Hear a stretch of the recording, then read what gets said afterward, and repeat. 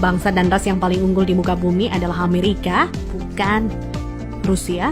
Bukan juga. Jerman, Inggris, Prancis? Juga bukan. Cina? Apalagi? Bukan guys. Menurut ahli DNA dari Oxford University, Stephen Oppenheimer, pada acara bedah bukunya berjudul Eden in the East, Surga di Timur, bahwa induk peradaban manusia modern bukan berasal dari Mesir, bukan dari Mediterania, dan tidak juga dari Mesopotamia, bukan pula dari Barat apalagi Cina, tetapi peradaban manusia modern justru dari Indonesia. Iya guys, bangsa ini merupakan pewaris tunggal kejayaan bangsa-bangsa besar di masa lalu. Dan agaknya, Profesor Arício Santos dari Brasil pun selaras dengan teori Oppenheimer. Dalam buku Atlantis The Lost Continent Finally Found, ia menyatakan bahwa titik Atlantis itu ada di Sundaland. Jadi guys, kita tidak pantas bersikap kerdil dengan memelihara sindrom inferior akut alias rasa minder terhadap bangsa luar. Kenapa? Karena nenek moyang kita dulu adalah bangsa yang unggul. Nenek moyang bangsa-bangsa. Jelas ya guys? Lantas, kenapa ada sejarawan menyebut bahwa nenek moyang kita itu tidak beradab, bodoh, penyembah berhala? Itu faktor penjajahan atau kolonisasi guys, yakni pembodohan, pengaburan, dan pembengkokan sejarah oleh kaum penjajah. Menurut Juri Lina dalam buku Architect of Deception, Secret of Freemasonry, ada 3 cara melemahkan dan menjajah suatu negeri. Pertama, kaburkan sejarahnya. Kedua, hancurkan bukti-bukti sejarah bangsa itu hingga tidak bisa lagi diteliti dan dibuktikan kebenarannya. 3, putuskan hubungan mereka dengan para leluhur dengan mengatakan bahwa leluhur itu bodoh dan primitif. Guys, sejarah Nusantara ini dibikin oleh kaum penjajah seolah-olah hanya dimulai dari era kemerdekaan atau paling jauh di era Raja-Raja Nusantara dulu versi penjajah. Tahu nggak sih guys, ribuan tahun lalu Nusantara terbagi dalam 3 era loh. Era pertama disebut era Wangsa Keling.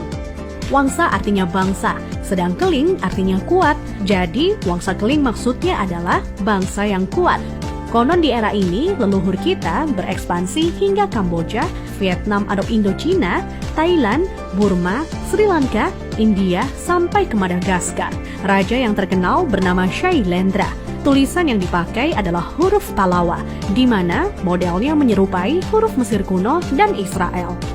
Pusat pemerintahan di sekitar Jogja sampai ke wilayah Dieng. Maka ketika Israel mengklaim masih keturunan Moria, maksudnya adalah Gunung Muria di Dieng guys. Dieng artinya penguasa, kemudian bergeser menjadi Dahnyang atau Dayang, artinya juga penguasa. Setelah Wangsa Keling menghilang, ditengarai munculnya situs Dieng maupun Candi Borobudur. Nah, habisnya era Wangsa Keling ditandai dengan bangunan Bako atau Baki, yang artinya kuburan atau berakhir, dan ditandai dengan berdirinya Candi Boko atau Bako. Era selanjutnya adalah era Medang Kamulyan. Medang artinya kemajuan, dan Kamulyan artinya kemuliaan atau kejayaan. Bahwa Medang Kamulyan zaman kemajuan terutama bidang keagamaan. Agama lebih dititik beratkan dalam sistem pendidikan terpadu, mulai dari lingkup kecil hingga besar. Rajanya yang terkenal adalah Ratu Boko. Di era itu merupakan cikal bakal munculnya huruf Sangsekerta yang dikenal oleh Aji Saka. Aji artinya sesuatu yang dihormati, dan Saka artinya penyangga, caga, atau tiang. Nah, tiang jika bergeser ke Cina menjadi Tian atau Tuhan. Jadi guys, Aji Saka artinya sesuatu yang dihormati karena Tuhannya, atau segala sesuatu yang mengacu pada Tuhan yang sangat dihormati. Kemudian huruf-huruf tadi akhirnya menjadi bahasa Sangsekerta. Jadi guys, Sangsekerta itu asli berasal dari bumi Nusantara atau Indonesia, bukan dari India. Kenapa? Di India tidak ada kata-kata sang. Jika berbasis kata sang, justru lebih dekat ke Cina.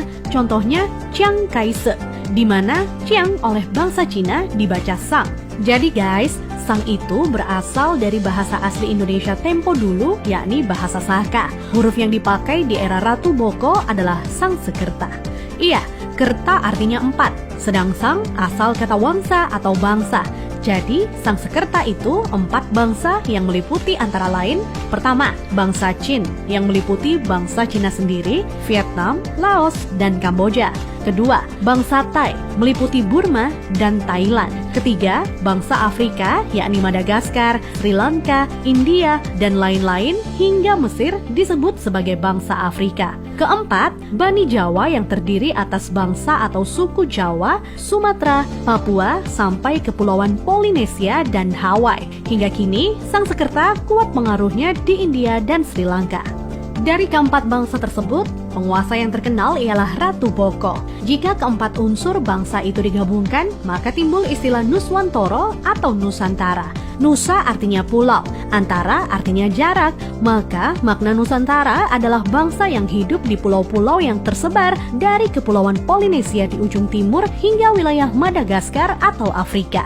Selanjutnya dari era Medan Kamulyan berganti ke era Kahuripan. Kahuripan artinya kehidupan. Raja yang terkenal adalah Hayam Wuruk atau Brawijaya III yang terkenal dengan sebutan Jumadil Kubro sebagaimana makamnya di Troloyo, Trowulan, Mojokerto. Maksud kata Jumadil adalah Jum'ah atau Jumat yang artinya berkumpul atau bersatu dan Kubro artinya besar. Jadi Jumadil Kubro maknanya adalah berkumpulnya sesuatu yang besar atau istilah Sangsekerta disebut Sumpah Palapa. Melalui Sumpah Palapa, Hayam Wuruk berhasrat membangun kembali Nusantara sebagaimana dulu pernah gemilang di era Medan Kamulyan. Ia ingin menyatukan Nusantara yang telah tercerai-berai menjadi beberapa kerajaan atau wilayah kecil-kecil.